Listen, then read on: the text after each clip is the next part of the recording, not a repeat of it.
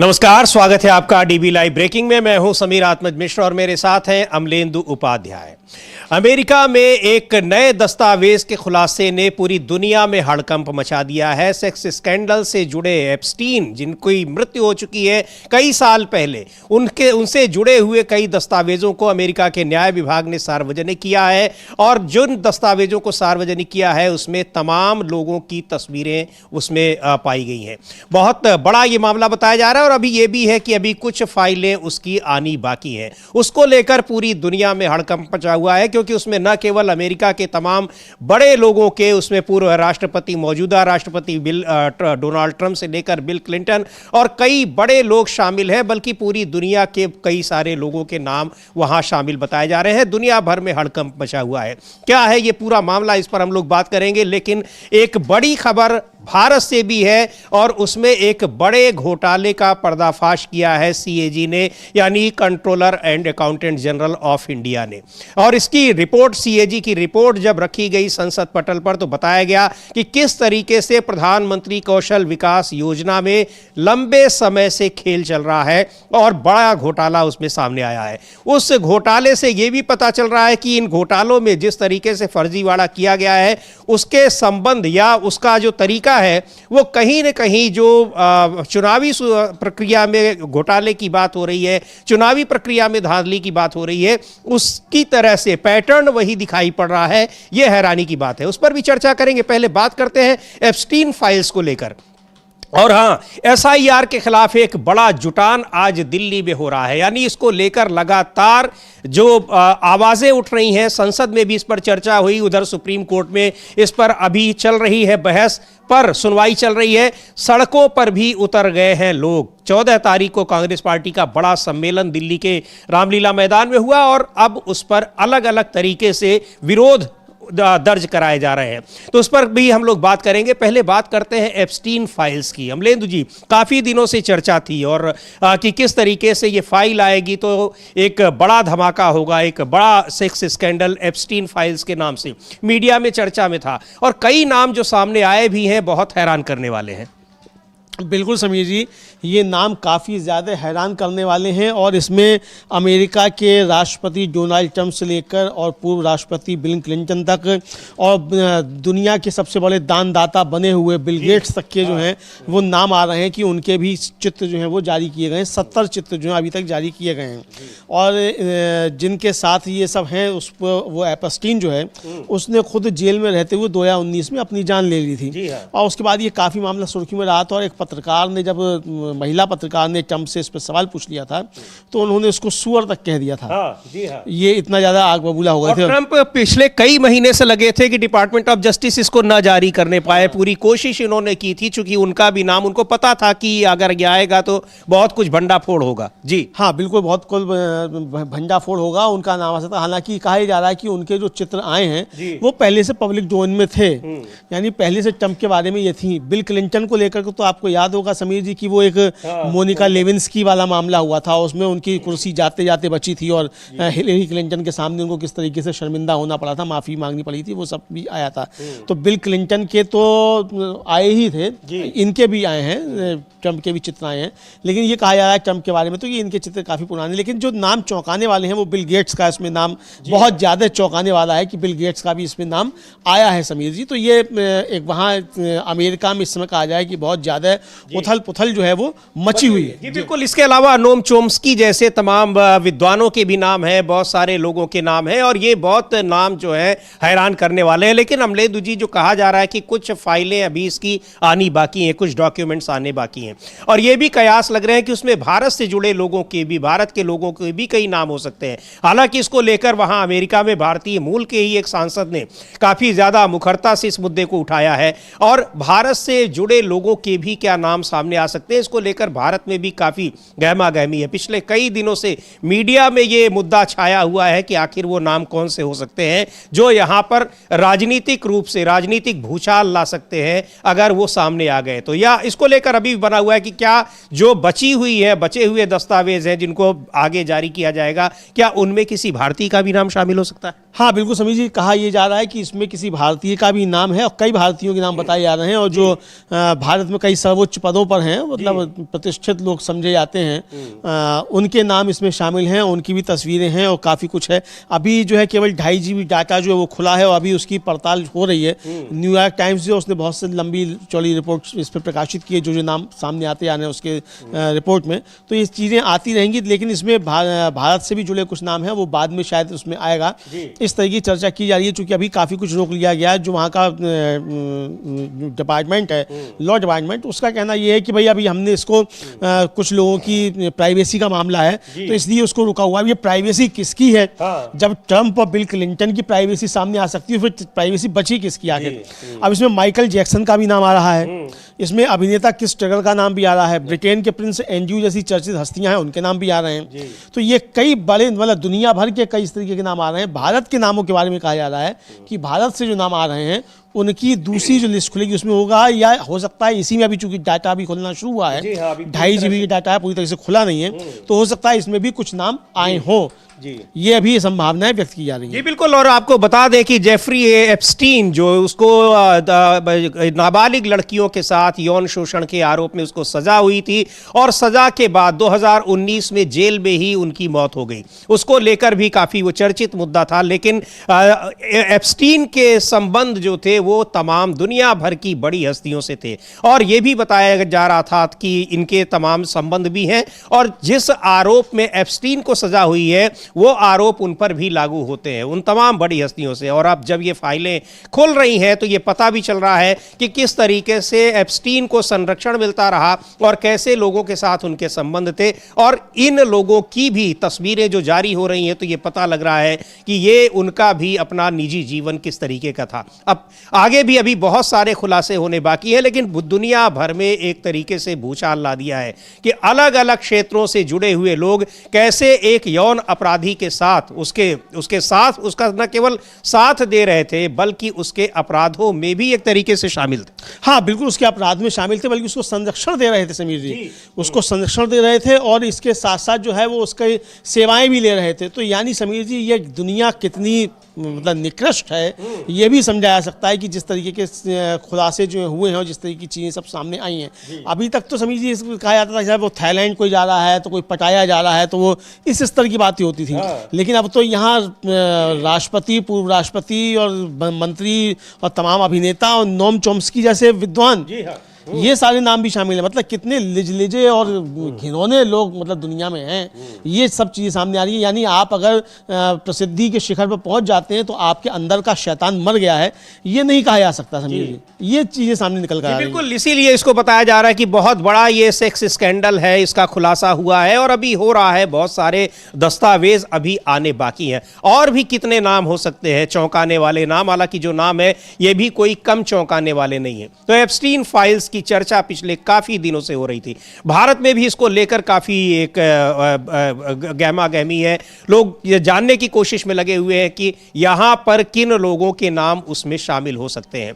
पर दुनिया भर में जो नाम सामने आए हैं वो बहुत चौंकाने वाले हैं और किस तरीके से एक नाबालिग लड़कियों के साथ यौन शोषण का जो अपराधी है जिसको सजा हो चुकी थी उसके साथ इन लोगों के संबंध थे, उसके अपराध में ये लोग शामिल थे और इन जैसे लोगों का उसको बाकायदा संरक्षण मिल रहा था। तो ये बहुत बड़े एक नेटवर्क का भी खुलासा होगा। अब इसके जरिए किस तरह के उसके और भी नेटवर्क थे और किन लोगों ने उसका किस तरीके से फायदा लिया, बहुत सारी चीजें हैं। क्योंकि इस तरह के मामलों में अक्सर राजनीतिक हेरफेर भी होते हैं, दुनिया भर में, देश के भीतर भी होते हैं और दुनिया भर में। तो ये क्या कुछ हुआ, क्योंकि ये अगर ये खुलासा होता है अलग अलग देशों के लोगों से, एप्स्टीन के संबंध इस तरीके के थे, तो फिर निश्चित तौर पर संबंधों का फायदा है और नुकसान भी हुआ होगा और निश्चित तौर पर उसके राजनीतिक तार भी जुड़े हुए होंगे। अमलेंदु जी बिल्कुल समीर जी, इसके राजनीतिक तार भी जुड़े होंगे। क्या जुड़े हुए हैं राजनीतिक तार और क्या इस तरीके की चीज़ों का राजनीति में भी इस्तेमाल किया गया है समीर जी, इसको भी लेकर जो है चर्चाएं चल रही हैं। हालांकि जो डोनाल्ड ट्रंप हैं वो अपना जब चुनावी अभियान कर रहे थे तो उस समय उन्होंने इन एप्स्टीन फाइल्स को पूरी तरह से सार्वजनिक करने का ऐलान किया था, लेकिन राष्ट्रपति बनने के बाद उन्होंने इनको सार्वजनिक करने से इनकार कर दिया था, हिचकिचाहट दिखाई थी और इसे डेमोक्रेटिक धोखा करार दिया था और रिपब्लिकन सांसदों से भी उन्होंने कहा था कि इसका विरोध किया जाए। ट्रंप पर इस मामलों से जुड़ी फाइलों को जानबूझकर दबाने के आरोप भी लगे और कई महीनों की राजनीतिक खींचतान और दबाव के बाद जो था वो ट्रंप ने 19 नवंबर को एपस्टीन फाइल्स ट्रांसपेरेंसी एक्ट पर हस्ताक्षर किए और जिसे वहां की अमेरिकी संसद जो है, जिसे कांग्रेस कहा जाता है, उसने भारी बहुमत से मंजूरी दे दी थी। इसके बाद जो है शुक्रवार को 3 लाख पेज जो है वो सार्वजनिक किए गए, जिनमें कई तस्वीरें भी शामिल हैं, लगभग 70 तस्वीरें शामिल हैं इसमें। और इन जो तस्वीरें जारी की गई हैं उसमें जैसे हम लोगों ने पहले भी बताया कि बिल क्लिंटन है, बिल क्लिंटन और एपस्टीन के करीबी सहयोगी सह आरोपी जो हैं घिस्लेन मैक्सवेल के साथ स्विमिंग पूल में और कई अन्य महिलाओं के साथ नजर आ रहे हैं। इस तरीके के चित्र भी जो है वो क्लिंटन के दिखाई पड़े हैं। हालांकि क्लिंटन जो पहले कह चुके हैं कि एपस्टीन के साथ अपने मेलजोल पर उन्हें अफसोस है, लेकिन उसकी कोई आपराधिक गतिविधि में शामिल थे इसकी उन्होंने इनकार किया था। बिल क्लिंटन की प्रवक्ता है, उन्होंने आरोप लगाया कि ट्रंप प्रशासन जो है वो खुद को बचाने में लगा हुआ है। उनका कहना है कि एपस्टीन के पूर्व राष्ट्रपति ने एपस्टीन के अपराधों की जानकारी सामने आने से पहले ही उसके साथ संबंध खत्म कर लिए थे, यानी उसके जब अपराध सामने आए कि वो क्या क्या धंधे करता है तो उससे पहले ही उससे संबंध अपने खत्म कर लिए थे। लेकिन जो चित्र बता रहे हैं वो चित्र कुछ और बता रहे हैं। तो ये एक बहुत बड़ा मामला जो है समीर जी अमेरिका में फिलहाल हुआ है। अब देखना ये कि अमेरिका से चली जो ये आग है एपस्टीन फायर जो है ये ब्रिटेन तक पहुंच गई है और भारत तक भी आने की इसकी आशंकाएं जताई जा रही हैं कि भारत तक भी आएंगी। तो यहाँ कितना ये भूचाल लेकर आता है ये देखना होगा। हालांकि प्रियंका गांधी ने तो संसद में साफ तौर पे कहा था कि वो अमेरिका में जो फाइलें खुलने जा रही हैं उस पर भी हमको चर्चा करनी है। जी बिल्कुल। तो ये इसका मतलब यहाँ भी संसद का सत्र जल्दी जो खत्म कर दिया गया और 19 तारीख का क्या सत्र जानबूझकर इसलिए 19 को खत्म कर दिया गया कि 19 को कुछ होने जा रहा है तो इसलिए आगे सत्र को नहीं चलाया गया। तो ये भी हो सकता है। तो इसको लेकर बहुत सारी आशंकाएं जताई जा रही है। जी बिल्कुल, आशंकाएं जताई जा रही है। लेकिन अब ये भी सवाल अब निश्चित तौर पर ये अमेरिका में भी ये बड़ा सवाल बन गया है कि क्या नकार तो रहे हैं डोनाल्ड ट्रंप अपने संबंधों को, और लोगों की भी प्रतिक्रियाएं आएंगी तो बताएंगे, लेकिन क्या इनकी जांच वहां पर होगी? क्योंकि वहां भी लगातार इसको लेकर सवाल उठ रहे हैं कि पहले तो दबाने की कोशिश की गई और उसके बाद अब इसको आगे किसी तरीके से इसमें हेर फेर करने की या उससे पल्ला झाड़ने की भी कोशिशें हो रही हैं। अमेरिका में भी इसको लेकर राजनीतिक भूचाल इस समय बना हुआ है, क्योंकि वहां भले ही ट्रंप ने अपने संबंधों को स्वीकार किया था या फिर बहुत सारी तस्वीरें पहले से ही पब्लिक डोमेन में थी, लोगों को पता था, लेकिन क्या उसके जो आपराधिक कृत्य थे एप्स्टीन के उसमें भी इनकी संलिप्तता थी या नहीं, ये जांच होगी या नहीं, बड़ा सवाल है। और दूसरी बात यह है कि अभी उन फाइलों में और किन लोगों के नाम शामिल हैं, क्या भारत से जुड़े लोगों के भी नाम शामिल हैं, ये भी बहुत बड़ा सवाल और लोगों की जिज्ञासा जो है बनी हुई है। हाँ बिल्कुल, इसकी जिज्ञासा समीर जी काफ़ी ज़्यादा बनी हुई है और लोगों को जिज्ञासा ये भी बनी हुई है कि अमेरिका और भारत के जो संबंध है, दोस्तियां अमेरिका और भारत के बीच, राजनेताओं के बीच जिस तरीके की हैं, उनमें इस एपस्टीन की क्या योगदान है, इसका क्या जो है वो है और किन किन नेताओं तक इसकी आग जो है यहाँ पर पहुँचती है। हालांकि समीर जी भारत में इस तरीके की पहले भी बातें होती रहती हैं, तो यहाँ तो एक मामूली सी बात हो गई है इस तरीके होना, चूँकि यहाँ तो सब कुछ जो है वो धर्म ध्वजा के नीचे जाने आप कुछ भी कर लीजिए। तो यहाँ एक तरीके से देखा जाए तो इसको हवा में उड़ाने की कोशिशें यहाँ की जाएंगी और की भी जा रही हैं, पहले से ही माहौल इस तरीके बनाने की कोशिश की जा रही है। लेकिन सवाल ये है कि अगर भारत के कुछ लोगों के भी नाम आते हैं तो फिर जो हम विश्वगुरु बनने का दावा करते हैं, उस विश्वगुरु बनने के दावे का क्या होगा? क्या हम ट्रंप जैसे एक घटिया आदमी के सामने जो है वो एक तरह से कहा जाए बेनकाब हो जाएंगे? ये भी समीर जी चर्चाएं यहाँ देश में चलने लगी। जी बिल्कुल, ये चर्चाएं चल रही हैं और अभी आशंकाएं बनी हुई हैं कि भारत के लोगों के भी नाम इस एप्स्टीन फाइल्स में हैं या नहीं है और क्या वो सार्वजनिक होंगे, क्योंकि अभी बहुत एक उसका एक हिस्सा सामने आया है और पब्लिक डोमेन में आया है, अभी उसमें और भी फाइलें बाकी हैं। लेकिन जिस तरीके से राजनीतिक धमाका किया है इस फाइल ने, उसको लेकर पूरी दुनिया में इस समय चर्चा हो रही है। बहुत सारे लोग बेनकाब हो गए हैं कि अपना निजी जीवन इन लोगों का किस तरीके का है। एक अपराधी, यौन अपराधी को संरक्षण देते रहे हैं या उसके साथ इनकी मित्रता रही है, तो फिर क्यों रही है? और इस तरीके की करीबी मित्रता रही है कि उनके वहां पर जिस तरह की उनकी तस्वीरें आ रही हैं, बहुत ही अश्लील किस्म की तस्वीरें हैं, वो तस्वीरें उनकी आ रही हैं और वहाँ उसको उस यौन अपराधी के साथ में भी तस्वीरें आ रही हैं और ये बताया जा रहा है कि इनके इस कदर रिश्ते थे, बेहतर रिश्ते थे कि वहाँ पर उनका ये कृत्य वहाँ पर होते थे। तो बहुत कुछ इस एप्स्टीन फाइल्स में खुलासा हुआ है और बहुत कुछ अभी बाकी भी है। पूरी दुनिया में इस समय तहलका मचा हुआ है और डोनाल्ड ट्रंप, उनका खुद का भी, उनकी भी तस्वीरें हैं, महीनों से हीला हवाली कर रहे थे, कोशिश कर रहे थे कि ये फाइलें ना खुलने पाएं, लेकिन अमेरिका में जो राजनीतिक दबाव रहा उसके चलते मजबूर होना पड़ा उनको उस फाइल पर सिग्नेचर करने के लिए। यहाँ पर यह भी देखा जा सकता है अमलेंदु जी की कितनी कोशिश उन्होंने की, लेकिन एक राजनीतिक जो वहाँ पर दबाव है, विपक्ष का दबाव है, मनोबल है, उसने मजबूर कर दिया डोनाल्ड ट्रंप को। बिल्कुल समीर जी, मनोबल जो है वहाँ और वहाँ जिस तरीके से मीडिया, एक तो समीर जी कहा जाएगी खास तौर से, वहाँ मीडिया ने जिस तरीके से इसको मुद्दा बनाया और डेमोक्रेट्स ने इसको मुद्दा बनाया, ये साफ तौर पर ट्रंप जो थे वो दबाव में मतलब नज़र आए कि काफ़ी ज़्यादा उनके ऊपर इसका दबाव है। और जैसा हम लोगों ने अभी बताया कि भाई पहले से जब उनसे कहा गया तो एक महिला पत्रकार पर वो इतने ज़्यादा नाराज हो गए कि उसे सुअर जो था, सुअर तक वो कह बैठे ट्रंप। और उसके बाद फिर मतलब उस पर जब काफ़ी विवाद हुआ कि ट्रंप ने कह दिया, तभी फिर ट्रंप ने हस्ताक्षर इस पे फाइल पे कर दिए। लेकिन अभी भी जो फाइल्स आई हैं समीर जी, इनको संपादित किया गया है। और ये कहा गया, वहाँ के लॉ डिपार्टमेंट ने कहा है कि भाई चूंकि गोपनीयता का मामला है बहुत से लोगों के, तो इसलिए हमने इसको संपादित किया। ये संपादन में ही सारा खेल जो है वो छुपा हुआ है। आरोप ये लग रहे हैं कि ये संपादन के जरिए बड़ा खेल करने की कोशिशें की गई हैं और इसमें कुछ लोगों को बचाने की प्रयास किया गया है समीर जी। ये साफ तौर पर कहा गया जी। बिल्कुल, अभी भी वहां डिपार्टमेंट ऑफ जस्टिस ने इन फाइलों को जारी किया है, कुछ बची हुई है, लेकिन ये कहा जा रहा है कि उनका एक एडिटेड वर्जन जारी किया गया है, यानी अभी भी वो पूरी तरीके से चीजें सामने नहीं आई हैं। तो बहुत अभी काफी कुछ इसमें आना बाकी है और बहुत सारे लोगों के नाम आने बाकी हैं। भारत से जुड़े लोगों के नाम होने की भी आशंकाएं जताई जा रही हैं। क्या होता है वो देखेंगे हम लोग, लेकिन इधर भारत में भी एक बड़े घोटाले का पर्दाफाश किया है सीएजी ने, controller and accountant general of India ने, यानी नियंत्रक और महालेखा परीक्षक ने।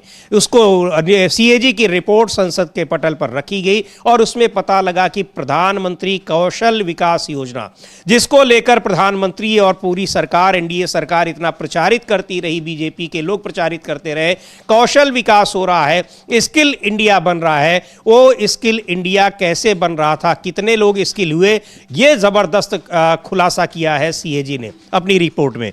क्या कुछ कहा है अमलेंदु जी? और जो कुछ हम लोग देख रहे हैं, जो सीएजी की रिपोर्ट में चीजें दिखाई पड़ रही हैं, बिल्कुल वैसे ये नहीं है जैसे वोटों की हेराफेरी की गई है।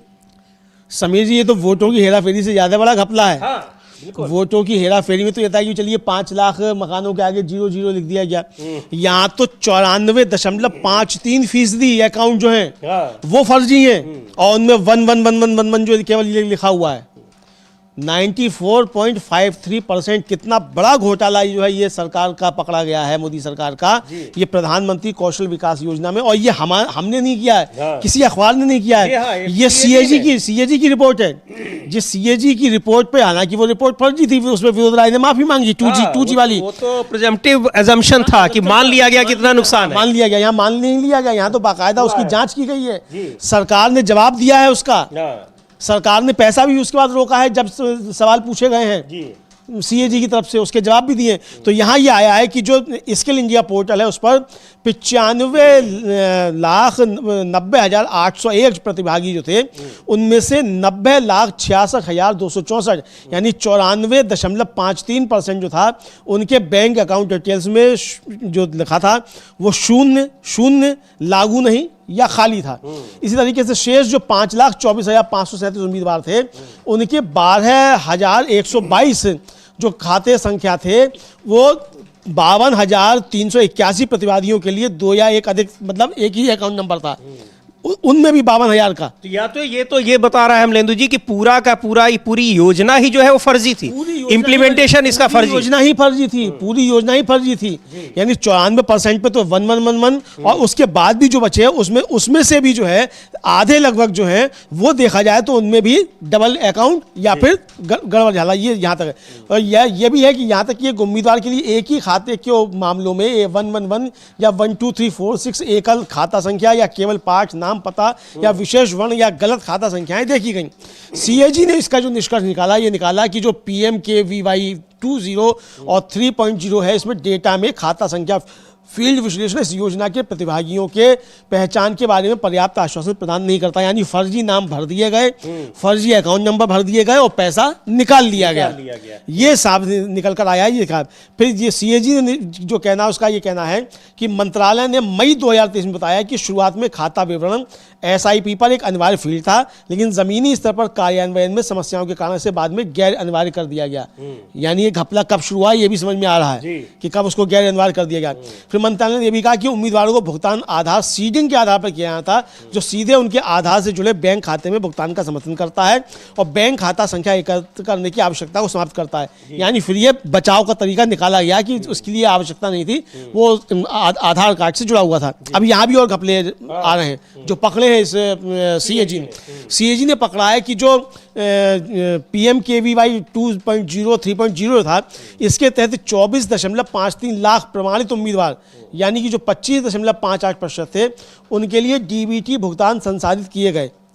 यानी जो दर्ज थे प्रमाणित जिनको कर लिया गया था उनको जब किया गया उसके 25.58% के लिए जब वो डीबीटी किया गया तो केवल 17.69 लाख उम्मीदवार यानी कि 18.4% जो थे उनके ही खाते में वो पैसा पहुंच पाया। जब ये लागू किया गया कि आधार कार्ड से जोड़ दिया गया और डायरेक्ट बेनिफिट होगा, तब वो सिर्फ 18% के पास पैसा पहुंचा, ये समझ में आया।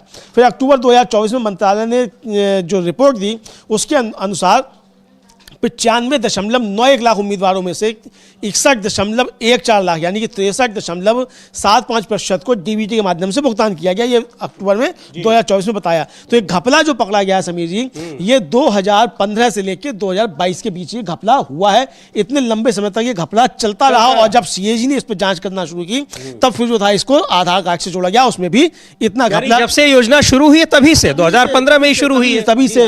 तो ऐसा स्किल तो मोदी जी ही दे सकते हैं लोगों को। ये लंबी दूर की सोच जो है ये तो लंबा विजन उन्हीं का हो सकता है, मोदी जी का तो उन्होंने दिया है उनकी सरकार ने। फिर 34 लाख से अधिक प्रमाणित उम्मीदवारों को PMKVY के चरणों को पूरा होने के बाद भी भुगतान नहीं किया गया अपर्याप्त जानकारी कारण। मंत्रालय ने उम्मीदवारों को बैंक अकाउंट डिटेल्स के बिना प्रमाणित लोगों को भुगतान सुनिश्चित करने के लिए किए गए प्रयासों की जानकारी प्रदान नहीं की और एक ही तस्वीर पर कई लाभार्थियों के जो थे वो उपयोग किए गए।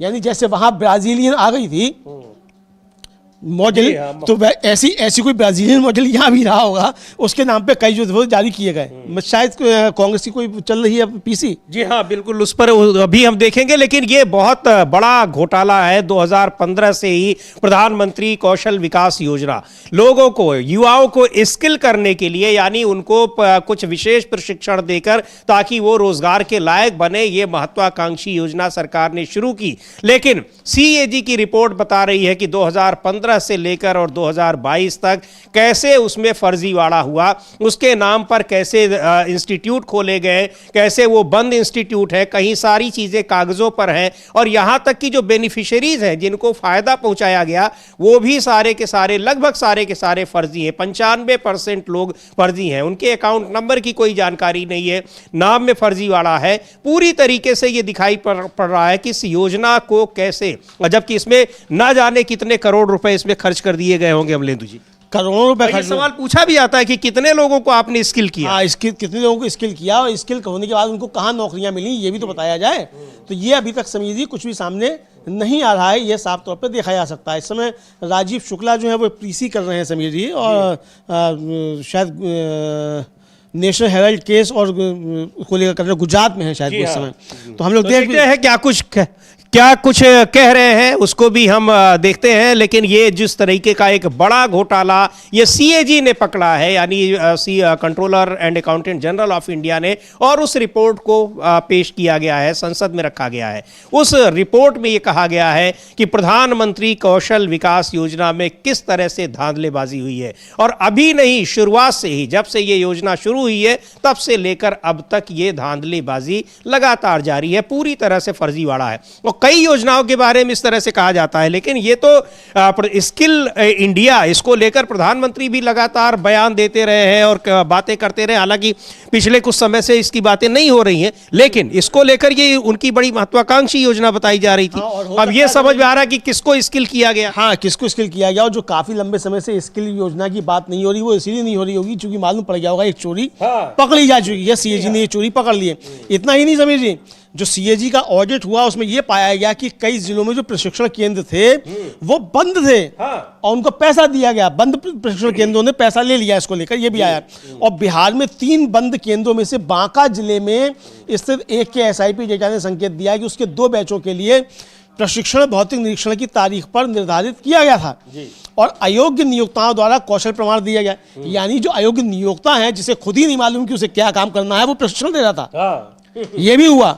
यानी कि मैं जो हूँ वेल्डिंग नहीं जानता हूँ, लेकिन मैं प्रशिक्षण दे रहा था वेल्डिंग का। मैं आरी चलाना नहीं जानता हूँ, लेकिन मैं कारपेंटरी का प्रशिक्षण दे रहा था। ये जो है वो इस तरीके से आया इसको लेकर। और फिर इसके बाद जो है अब ईमेल के जरिए जो है ये सीएजी ने इसको पकड़ना चाहा, तो उसने जो लाभार्थी सर्वेक्षण किया और 36.5 मतलब 1581 ईमेल जो थे उसके पास, ये फेल पाए गए। जी, मतलब जो ईमेल दर्ज किए गए थे इसके बाद कि साहब वो आधार से कर दिया गया है और ये सब बातें हुई, इसमें जब जोड़ दिया गया तब ये सामने आया समीर जी कि 15,081 मेल जो थे वो 1,581 मेल जो कुल ईमेल का 36.51% थे, ये बाउंस हो गए। और जिन मामलों में ईमेल पहुंचा भी 171 उम्मीदवार, तो उसमें केवल 3.95% यानी कि 171 उम्मीदवार जो थे उनमें से ही उनकी प्रतिक्रिया मिली, वापस आई। और जो ये आया 171 प्रतिक्रियाएं जो आई उनमें से 171 जो थी, 171 में से 133 जो थी वो एक ही ईमेल आईडी से जवाब आए। यानी कि 1581 मेल जो है वो भेजे गए, जो वो बाउंस हुए, और उसके बाद जो वापस आए 171 ईमेल वापस आए, उनमें से भी 131 जो थे वो एक ही ईमेल आईडी से वापस आए जवाब। यानी ये सारा फर्जीवाड़ा बिल्कुल एक पैटर्न पे हो रहा है और संगठित तरीके से हो रहा है। संगठित तरीके से हो रहा है समीर जी। जब चारा घोटाले को लेकर करे कोई ट्रक वाला लालू प्रसाद यादव को सजा हो सकती है, तो यहाँ नरेंद्र मोदी को क्यों नहीं हो सकती है? फिर अब ये सवाल उठेंगे, विपक्ष करेगा इस सवाल को, कर रहा है विपक्ष इस सवाल को लेकर जब से रिपोर्ट आई है। तो ये समीर जी सामने सवाल है कि बड़ी घपला जो है ये सब पकड़ा गया है। जी बिल्कुल, एक बड़ा घपला पकड़ा गया है। और इधर जो 20 साल से, यानी ये एक तरीके से अब असफल योजना है, क्योंकि इसके जरिए जिसको फायदा मिलना था वो तो सारे फर्जी लोग थे, और फायदा मिला किसको? कुछ लोगों को, जिन्होंने संगठित तरीके से ये फर्जीवाड़ा किया है। सीएजी की जो रिपोर्ट बता रही है। और जहां एक जो सफल योजना चल रही थी, हालांकि वहां भी बड़ी संख्या में मनरेगा मजदूरों की संख्या को घटाया गया है, लेकिन वो योजना सफलतापूर्वक काम कर रही थी, उसको उस योजना का नाम बदल दिया गया और इस योजना का पूरा प्रारूप जो है उसका फॉर्मेट ही बदल दिया गया है। उसकी जगह पर नई योजना लाई गई है। तो केवल महात्मा गांधी का नाम ही नहीं बदला गया, बल्कि उस योजना को भी बदल दिया गया और वो थोप दिया गया किसके ऊपर? वो राज्यों के ऊपर। तो अब विपक्ष वही सवाल कर रहा है कि आप नई योजना लाइए तो ठीक है, आप किसी के नाम पर न, पहले से चल रही योजना और सफलतापूर्वक चल रही है, आप उसको कैसे क्यों बदल दे रहे हैं? और प्रधानमंत्री ने शुरुआत में कहा था कौशल विकास योजना उसके बाद आया है, उन्होंने मनरेगा के लिए क्या कुछ कहा था? हाँ बिल्कुल, मनरेगा के लिए कहा था कि ये तो आपकी विफलताओं का स्मारक है और मैं इसको जो हूँ रखूंगा और मोनूमेंटल है, इसको बना के रखूंगा, ये सब का बातें कही गई थी। लेकिन अब ये जो आ रहा है ये क्या है, ये मोदी जी बताएं जरा। बिल्कुल भाई, वहाँ तो लोगों को रोजगार भी मिला, आपने सरकार ने खुद स्वीकार किया कि भाई मनरेगा ने और जो खाद्य सिक्योरिटी एक्ट था उसने जो है कोरोना में बहुत ज़्यादा काम किया, उसकी वजह से देश बचा रहा। तो ये तो आप स्वीकार कर रहे हैं, मोदी जी की सरकार स्वीकार कर रही है, सदन के अंदर स्वीकार कर रही है। तो भाई इस कौशल विकास योजना से आपने कितनों को प्रशिक्षित किया और क्या प्रशिक्षण दिया? यही फर्जीवाड़ा करने का प्रशिक्षण दिया? तो ये भी बता दीजिए कि हमने इतने लोगों को फर्जीवाड़ा करने का प्रशिक्षण दिया। तो ये जोड़ दिया जाए कि भाई कौशल विकास योजना जो है वो फर्जीवाड़े करने का प्रशिक्षण देती है, उसमें कामयाब रही। फिर बिल्कुल, ये निश्चित तौर पर ये अब सवाल उठेगा और एक बड़ा मुद्दा बन गया है। लेकिन जिस तरीके से मनरेगा को भी खत्म करने किया गया है, महात्मा गांधी का नाम बदल दिया गया, नई योजना लाई गई है, उसको लेकर ये विरोध लगातार होता रहा संसद में और विपक्ष की गैर मौजूदगी में पारित भी हो गया। पर विपक्ष इसको लेकर सड़कों पर उतरा हुआ है और कहा जा रहा है कि इसको वापस लेना पड़ेगा सरकार को। इसीलिए एक दिन पहले ही संसद का सत्र भी उसका अवसान कर दिया गया। लेकिन विपक्ष इसको लेकर हमलावर है सरकार पर। कांग्रेस के नेता हैं मुकुल वासनिक, क्या कुछ कह रहे हैं मनरेगा के नाम बदलने को लेकर और जो कुछ किया गया है, मनरेगा की जगह दूसरी योजना जो लाई गई है, उस षड्यंत्र को लेकर मुकुल वासनिक को सुनते हैं। प्रियंका गांधी ने कहा वहां हिंदू समेत ईसाई और अल्पसंख्यकों है हिंसा बढ़ रही है। एक दीपू चंद्र दास नाम के हिंदू की मॉब लिंचिंग में हत्या हुई, जिस पर सवाल उठाया गया। प्रियंका जी ने बहुत सही सवाल उठाया है, प्रश्न उठाया है। बांग्लादेश हमारा पड़ोसी देश है और उसको बनाने में भारत का सबसे नाम बदलकर सोच रहे हो, इतिहास बदल जाएगा। याद रखो, जिस मिट्टी में मजदूर का पसीना गिरा है वहां गांधी लिखा है। तुम्हारा डर साफ है। एक आदमी जिसके पास न तख्त था न ताज, आज भी तुम्हारी नींद उड़ाता है।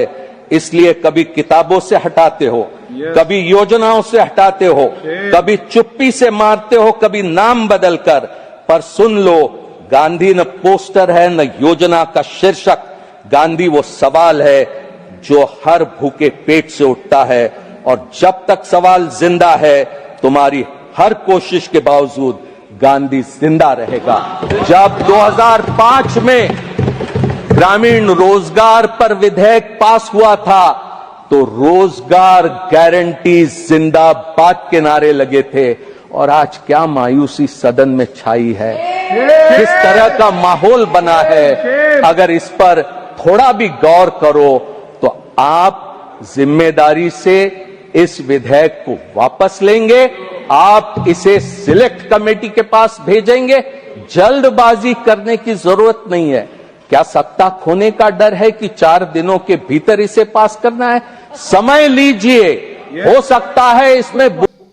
तो इसको सवाल उठ रहे हैं, और ये भी कि किस तरीके से उसको पास किया अमलेंदु जी। और ये जो संविधान के विशेषज्ञ हैं या फिर राजनीतिक विश्लेषक हैं, वो बहुत चिंतित है इस मामले को लेकर कि कैसे संसद में विपक्ष की गैर मौजूदगी में बिल पास किए जा रहे हैं। बिल्कुल समीर जी, विपक्ष की गैर मौजूदगी में बिल पास किए जा रहे हैं, आनंद फानंद में बिल लाए जा रहे हैं, उस पर बहस नहीं कराई जा रही है, बिना बहस के बिल पास हो जा रहे हैं, विपक्ष को बाहर कर दिया जा रहा है तब बिल पास हुए जा रहे हैं। ये साफ तौर पर समीर जी देखा जा रहा है कि किस तरीके से ये सामने आया है। अच्छा, इधर एक मतलब ये इसको लेकर प्रियंका गांधी ने सवाल भी उठाया कि भाई आप बिना बहस के किए दे रहे हैं, हम जिन मसलों पर बहस करना चाहते हैं उस पर आपके लिए समय ही नहीं है। और संसद के अंदर प्रियंका गांधी ने कहा कि भाई इस पर चर्चा तो हो, बहस तो हो। आप जो बिल लेकर आ रहे हैं बिना बहस के, प्रदूषण पर चर्चा के लिए समय भी अलॉट कर दिया, फिर भी नहीं किया। अरे समीर जी, वो तो चुनाव सुधार पर करा दी, ये क्या कम है? वरना तभी कह देते समय पूरा हुआ, बिल्कुल भंग कर रहे हैं। और 19 दिसंबर क्यों चुनी गई, अब ये भी समझ में आ रहा है कि एपस्टीन फाइल भी 19 दिसंबर को खुलनी थी, इसको बंद कर दिया जाए। ये इस तरीके के आरोप भी अब विपक्ष की तरफ से साफ तौर पर लग रहे हैं समीर जी, ये साफ तौर पर दिखाया जी। बिल्कुल, ये आरोप लग रहे हैं, लेकिन मनरेगा को लेकर विपक्ष हमलावर है और कह रहा है कि ये सरकार को वापस लेना पड़ेगा, उसी तरीके से जैसे कृषि कानूनों को वापस लिया गया था। खैर, सुनते हैं क्या कहा कांग्रेस पार्टी के नेता राजीव शुक्ला ने। अभी फिर से लगे उनको कुछ करें, लेकिन इनका झूठ बेनकाब हो गया और लोगों ने के सामने तस्वीर आ गई, अदालत ने ये तस्वीर दी कि नेशन हेराल्ड का कोई घोटाला भाई नहीं है, न गांधी परिवार ने कोई घोटाला किया। एक ये बात हमारे को थोड़ा आपको बतानी है, जिसकी जो डिटेल्स अगर आप चाहेंगे तो हम एक प्रेस नोट उसमें से दे देंगे निकाल के, तो आपको डिटेल दें। तो ये प्रश्न था। दूसरा विषय है मनरेगा का। हम आपको लग रहा होगा कि हम थोड़ा सा उस तरह है कम सोए हुए, क्योंकि 1 बजे रात में संसद से लोग 1 बजे उन्होंने राज्यसभा में कर ये है फाइलिंग धक्का होगी शोरगुल के बीच बिल पास कराया, उनकी आदत है धींगा मुश्किल से बिल पास कराना, अचानक बिल ले आना। जो बिजनेस एडवाइजरी कमेटी है उसमें भी कभी डिस्कशन नहीं हुआ, किसी कमेटी स्टैंडिंग कमेटी भी नहीं किया, किसी राज्य सरकार से चर्चा नहीं हुई, न जो है संसद की स्थायी समिति में कभी लाया। अचानक 1 दिन पहले बिल लेके आए, लोकसभा में धींगा मस्ती से पास कराया और राज्यसभा में पास कराया। मनरेगा तो बिल एक तो उन्होंने गांधी जी का नाम ही हटा दिया। गांधी जी से पता नहीं क्या दुश्मनी कि गांधी जी की तो इनको पसंद ही नहीं आते, तो गांधी जी का नाम हटा दिया उससे। और दूसरे ही है कि उसमें ऐसे प्रावधान डाल रही है कि जो बेचारे गरीब मजदूर गाँव के जिनको पैसा मिलता था धीरे धीरे सब खत्म हो जाएगा। जो 1,11,000 करोड़ केंद्र सरकार देती थी, वो अभी से उन्होंने 80,000 करोड़ कर दिया था, इसमें और काम हो जाएगा। राज्य सरकारों के सर पे डाल दिया। पहले 90% माने 100 रुपए में 90 रुपया केंद्र सरकार देती थी, 10 राज्यों को लगाना। अभी कहते 40 रुपए राज्यों को देना पड़ेगा। तमाम राज्यों की हालत वैसे ही खराब है, वो क्या देंगे? और काम के घंटे कहते 125 कर दिए, लेकिन हम तय करेंगे, काम भी हम ही तय करेंगे, ग्राम पंचायत नहीं तय करेंगे। तो ये तो काम देंगे नहीं, 50-55 दिन का मुश्किल से काम रह जाएगा, पैसा भी कम करते चले जाएंगे, राज्यों से पैसा नहीं मिलेगा।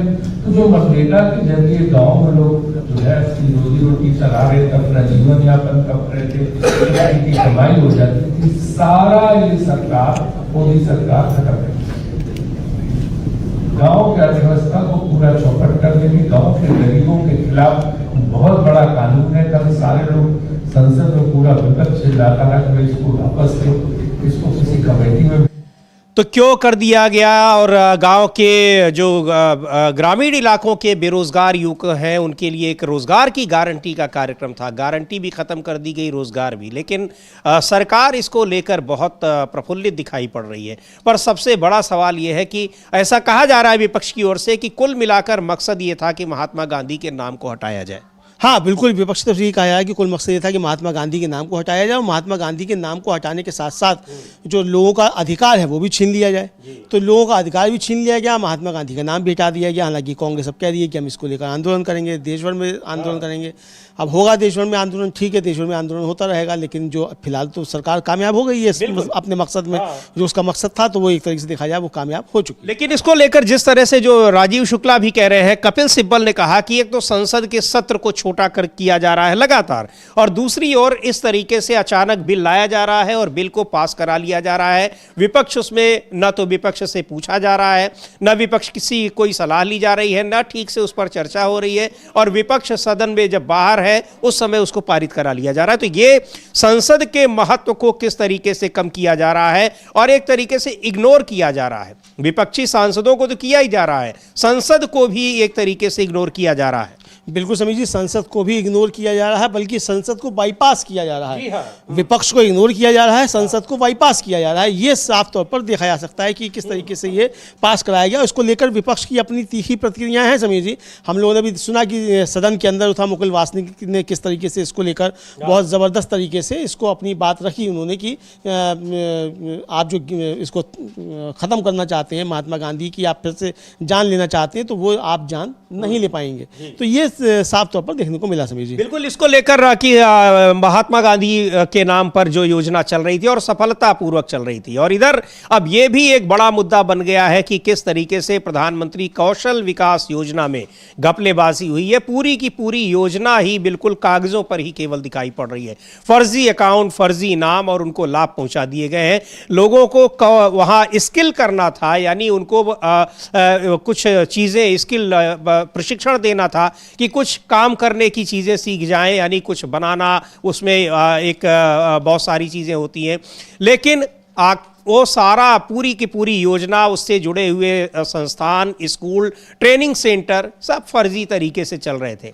CAG की रिपोर्ट बता रही है कि करीब 95% अकाउंट ही उसमें फर्जी थे। बहुत बड़ा मुद्दा है अमलेंदु जी, इसमें लाखों करोड़ रुपए खर्च किए हैं सरकार ने प्रधानमंत्री कौशल विकास योजना में, फिर गया कहां सारा पैसा? बिल्कुल समझिए, लाखों करोड़ रुपए खर्च किए हैं और 2015 से योजना चल रही है। यानी इसका मतलब इस सरकार के दिमाग में आते ही इस तरह की चीजें करने की योजना थी।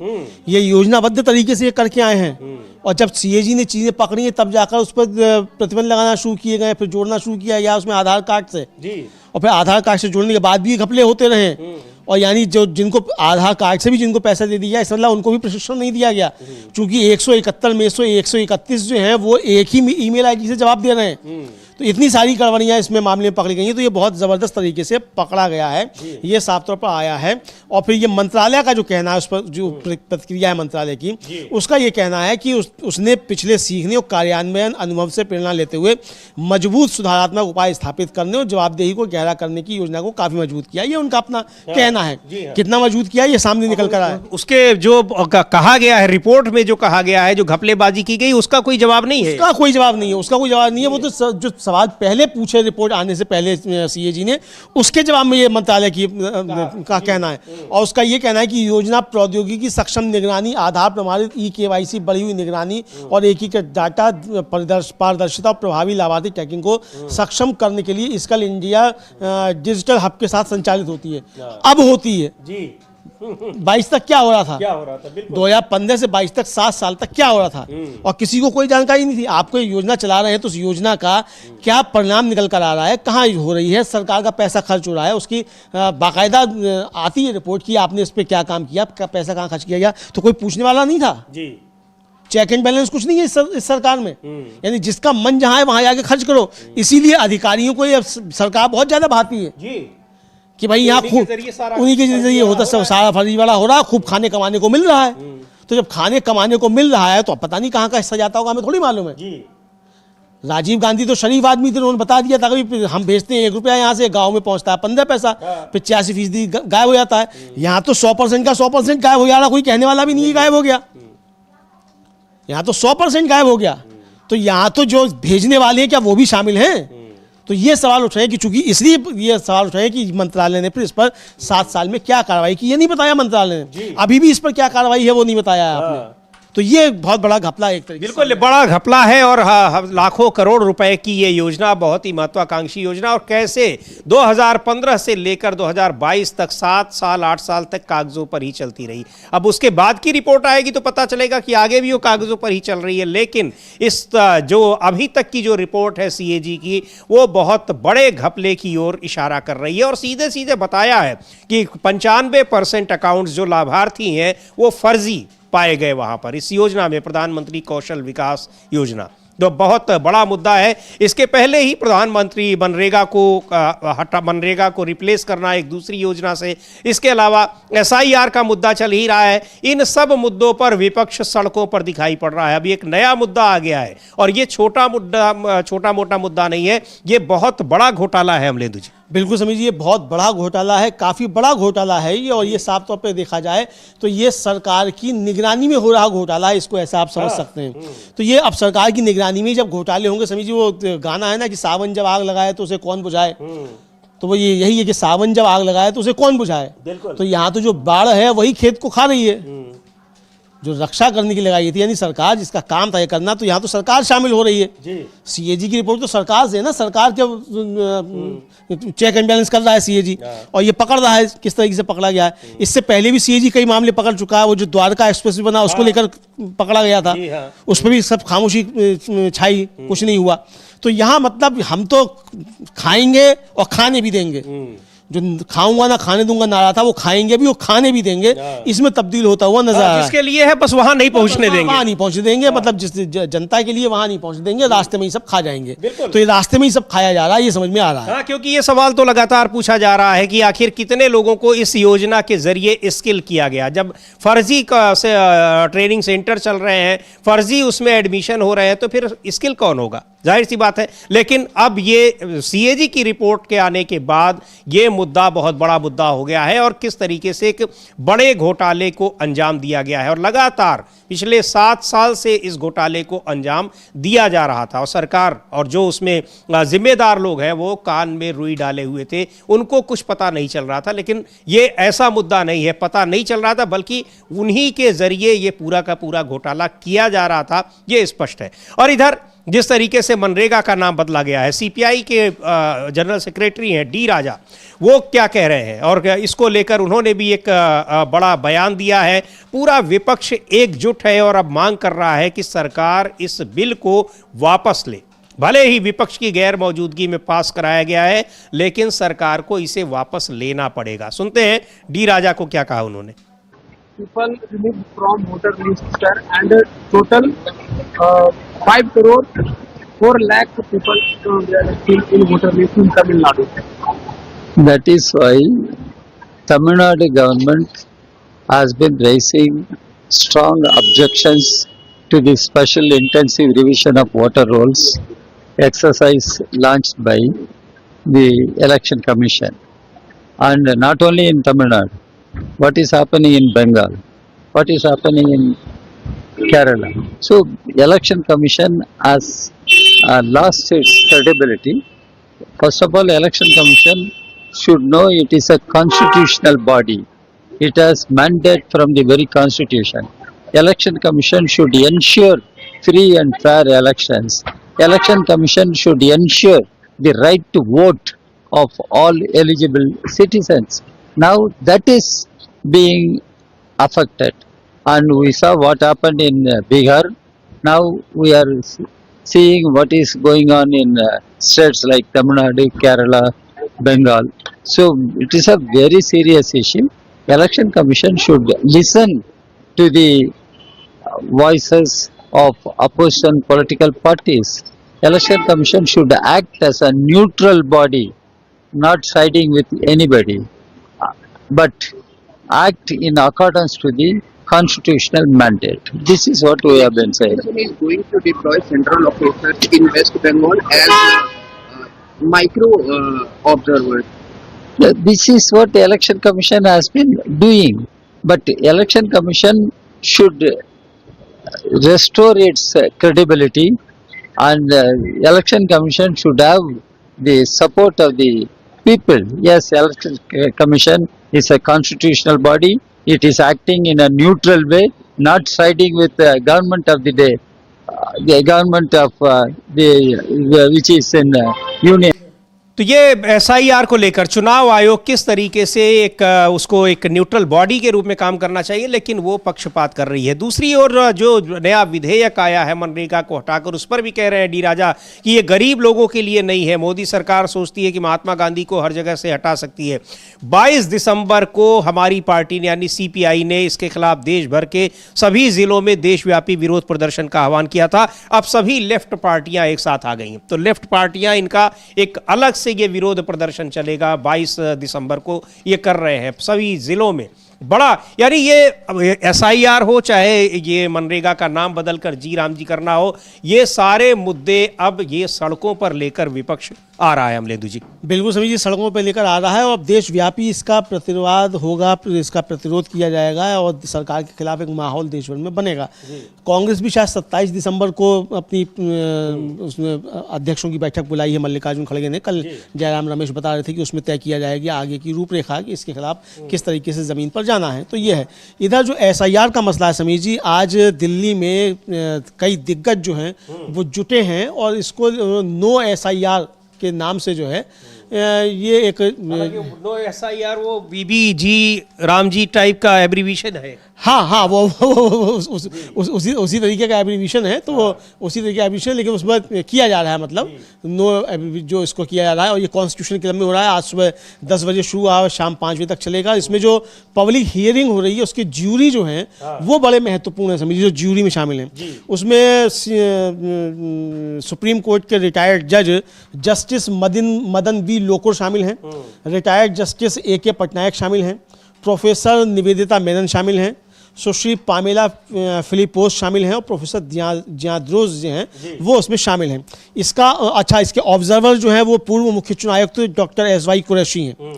डॉक्टर SY कुरैशी जो पूर्व मुख्य चुनाव आयुक्त हैं वो इस नो एसआईआर की कॉन्फ्रेंस के मुख्य ऑब्जर्वर हैं। तो ये समझा जा सकता है कि चुनाव आयोग का जो अंदरूनी सिस्टम है उसकी तरफ से भी किस तरीके की आवाज़ें आ रही हैं। प्रशांत भूषण जो सुप्रीम कोर्ट के सीनियर एडवोकेट हैं, उन्होंने आज सुबह इसका बीच वक्तव्य दिया। उसका एक छोटा सा अंश हम लोग सुन सकते हैं कि उन्होंने क्या अपनी बात रखी, फिर वहाँ लाइव क्या चल रहा है, कुछ समय कौन कौन क्या बोल रहा है वो भी हम लोग बताएंगे। तो हम लोग प्रशांत भूषण को सुनने तो ज़्यादा बेहतर रहेगा। जी बिल्कुल, सुनते हैं क्या कहा इस कार्यक्रम की शुरुआत में प्रशांत भूषण ने। के आधार पर बाहर कर दिया गया, तो ये कहते हैं कि नहीं हम बता नहीं सकते, पता नहीं है वगैरह वगैरह। लेकिन अनऑफिशियल फिगर दिया है कि 1000 भी नहीं है जिनको इन्होंने सिटीजनशिप के आधार पर बाहर किया है। बहुत सारे लोगों को इस आधार पर बाहर कर दिया है कि भाई वो उन्होंने एन्यूमरेशन फॉर्म नहीं भरे या फिर उन्होंने दस्तावेज नहीं दिए ये वाले। लेकिन सिटीजनशिप के आधार पर सिर्फ कुछ 100 लोगों को, 200-300 लोगों को शायद बाहर किया गया। अब फॉर्म 6 में एक खास बात है, जब कोई नया जना अपने आप को एनरोल करता है एज अ वोटर तो उसको 3 तरह के एविडेंस देने होते हैं।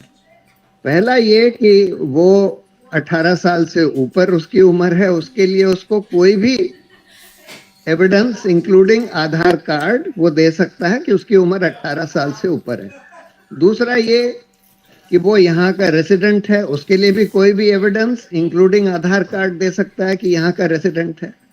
तीसरा ये कि वो कि हिंदुस्तान का सिटीजन है, उसके लिए उसको सिर्फ सेल्फ डिक्लेरेशन देना होता है, यानी कि खुद बोलना होता है कि मैं हिंदुस्तान का सिटीजन हूँ और अगर मेरा ये दावा गलत पाया गया तो मेरा प्रोसिक्यूशन हो सकता है, बस इतना कहना होता है। उसके लिए कोई दस्तावेज नहीं दिखाना होता। ये एकदम फॉर्म 6 जो कि रिप्रेजेंटेशन ऑफ पीपल एक्ट का है उसमें बिल्कुल साफ है कि इसके लिए कोई दस्तावेज नहीं दिखाना है। लेकिन फिर भी आज इलेक्शन कमीशन ये कह रहा है कि हम इस SIR में आपकी सिटीजनशिप एग्जामिन करेंगे और ये डॉक्यूमेंट्स आपको देने होंगे। अगर जो डॉक्यूमेंट्स वो मांग रहे हैं उनको देखा जाए, अगर आप आधार कार्ड को हटा लें, आधार कार्ड सुप्रीम कोर्ट ने बोला तो उन्होंने आधार कार्ड भी ऐड कर दिया है, लेकिन बार बार इलेक्शन कमीशन ये कह रहा है कि आधार कार्ड को हम सिटीजनशिप का प्रूफ नहीं मानेंगे। आप किसको फिर सिटीजनशिप का प्रूफ मानेंगे? जो डॉक्यूमेंट्स आपने दिए हैं आधार को अगर हम हटा दें, उसमें तो पहली बात तो बहुत सारे डॉक्यूमेंट्स, मैट्रिकुलेशन सर्टिफिकेट भी सिटीजनशिप का कोई प्रूफ नहीं है। तो उसमें जो डॉक्यूमेंट्स हैं कुल मिलाकर बिहार में हम लोगों ने एग्जामिन किया कि 50% पॉपुलेशन के पास उनमें से एक भी डॉक्यूमेंट नहीं है, एक भी डॉक्यूमेंट नहीं है। यानी कि सिर्फ 50% पॉपुलेशन के पास उसमें से कोई भी डॉक्यूमेंट है। तो अगर आप उस आधार पर चलेंगे कि भाई इनमें से डॉक्यूमेंट दिखाओ तब हम तुमको सिटीजन मानेंगे, तब तो आधे लोग बाहर हो जाएंगे। तो इन्होंने कोई पैमाना नहीं तय किया, कोई स्टैंडर्ड, कोई कुछ नहीं ले डाउन किया, लेकिन कहते हैं कि हम सिटीजनशिप एग्जामिन करेंगे। और फिर पूरा जो प्रोसेस है बिल्कुल पारदर्शिता के बगैर हो रहा है। तो वही कह रहे हैं प्रशांत भूषण, कैसे मनमाने तरीके से चुनाव आयोग ये काम कर रहा है। और ये तो मुद्दा अमलेंदु जी वहाँ अभिषेक मनु सिंघवी ने उठाया ही, और सुप्रीम कोर्ट भी हैरान रह गया कि कैसे पार्लियामेंट की जो कानून बनाने की शक्ति है उसको ले ली है चुनाव आयोग ने, और वो जो रिप्रेजेंटेशन ऑफ पीपल्स एक्ट को ही बदल रहा है। ये शक्ति उसने अपने आप ले ली, किसी को भनक तक नहीं लगी और कोई विरोध तक नहीं कर रहा। जो विरोध कर रहे हैं उनको वो फेक बता रहा है। हाँ, बिल्कुल फेक बता रहा है। और सुप्रीम कोर्ट कह रहा है कि वोट डालने का अधिकार जो है ये मौलिक अधिकार है। ये जस्टिस जयमाल्या बागची ने सुनवाई पे टिप्पणी की थी जब वो शादान फरासत अपनी बात रख रहे थे, सीनियर एडवोकेट। हम लोगों ने उसको लाइव किया था, उस समय बताया भी था कि उनका है कि ये वोट डालने का अधिकार मौलिक अधिकार है। मौलिक अधिकार जो है उसको कभी भी कुचला नहीं जा सकता है। आपातकाल में भी आप ये अधिकार नहीं छीन सकते। तो अमलेंदु जी, इसमें अभी जो ये चल रहा है सम्मेलन, अब इसमें योगेंद्र यादव बोल रहे हैं, और चूंकि SIR को लेकर जब बिहार में SIR लाया था चुनाव आयोग, उसमें उसके खिलाफ जो पिटीशन दायर की थी सुप्रीम कोर्ट में, उसमें एक योगेंद्र यादव भी थे, वहां भी उन्होंने दलीलें रखी थी। सुनते हैं इस समय इसका सम्मेलन में वो बोल रहे हैं, क्या कह रहे हैं। कोस्ट पे नहीं हुआ है, जहां पर हिंदू मछुआरे हैं और वहां डेमोलिशन हुआ, ये पूरे कोस्ट पर कहीं नहीं हुआ। गुजरात में जितना भी सी कोस्ट पर डेमोलिशन हुआ है सारे के सारे मुसलमान गांवों में हुआ है। मैं एक चीज और पॉइंट आउट करना चाह रहा था, जो इन्होंने बताया नाना नानी वाला मामला। The most important thing is, even to this date, the Election Commission of India has not defined relative. Form में लिखा है relative. relative का मतलब क्या है? और जो ड्रॉप डाउन मेन्यू BLO के पास है उसमें है फादर, ग्रैंडफादर। तो नाना नानी है या नहीं है, एक तो वो, और मोस्ट इंपॉर्टेंटली सास ससुर है या नहीं है, ये कहीं क्लैरिफाई नहीं किया गया है आज तक जी। और सास ससुर वाला इसलिए इंपॉर्टेंट है कि वो लड़की जो शादी करके आई है, क्या वो, उसका हस्बैंड तो अपने पेरेंट्स का बता सकता है, वो लड़की क्या अपने सास ससुर का दे सकती है? इस पे अलग अलग स्टेट्स में अलग अलग है। टेक्निकली स्पीकिंग जो पोजीशन है ECI का सुप्रीम कोर्ट में, वो ये है कि वो नहीं दे सकते सास ससुर का। लेकिन मैं जानता हूं कि बिहार में बहुत जगह एक्सेप्ट हुआ था। इतनी आर्बिट्रेरी प्रोसेस है क्योंकि रिलेटिव शब्द को कहीं पे डिफाइन नहीं किया गया है। जैसे मैंने शुरू में कहा था, 10 प्रदेशों में आपको ले चलेंगे, उनके वहां से टेस्टिमनी लाएंगे। अभी तमिलनाडु का एक वीडियो देख ले, तैयार है? तमिलनाडु, बाल Murugan respectable juries and dignitaries and other friends participating in the People's Tribunal.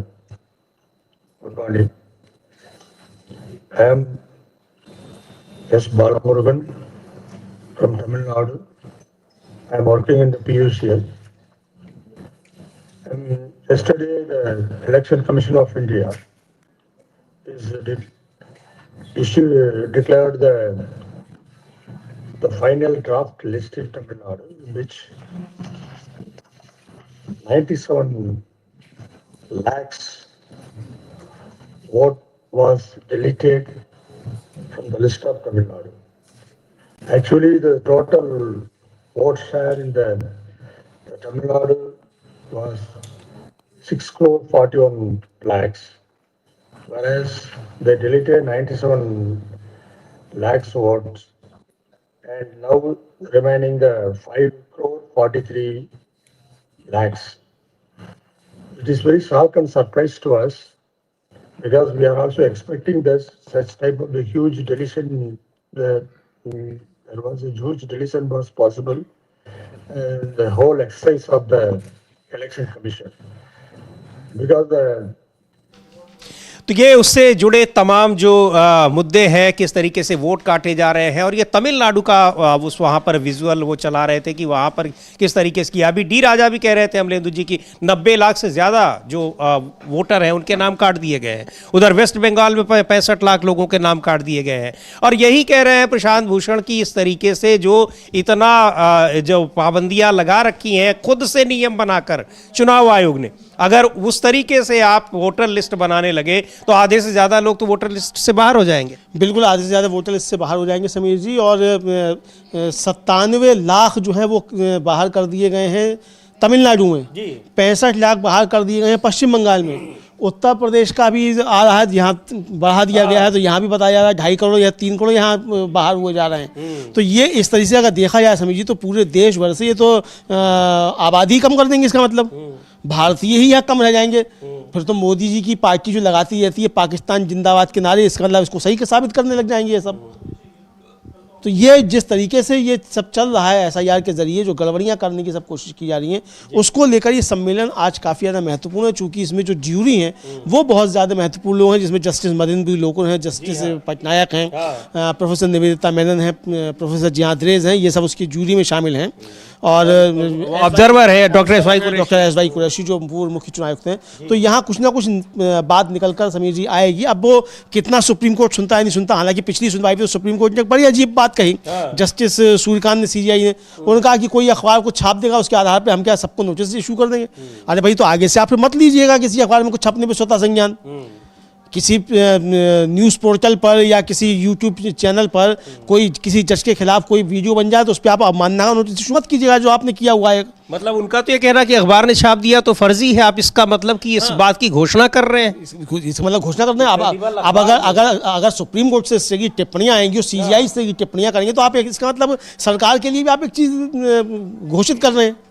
हालांकि मौखिक टिप्पणियां हैं, मौखिक टिप्पणियों का कोई महत्व नहीं होता है, लेकिन फिर भी मौखिक टिप्पणियों के आधार पर जस्टिस चंद्रचूड़ की मौखिक टिप्पणी के आधार पर फैसले तमाम अदालतों में मुकदमे कायम हो गए और उन पर खुदाई करने के आदेश जारी हो गए छोटी अदालतों में।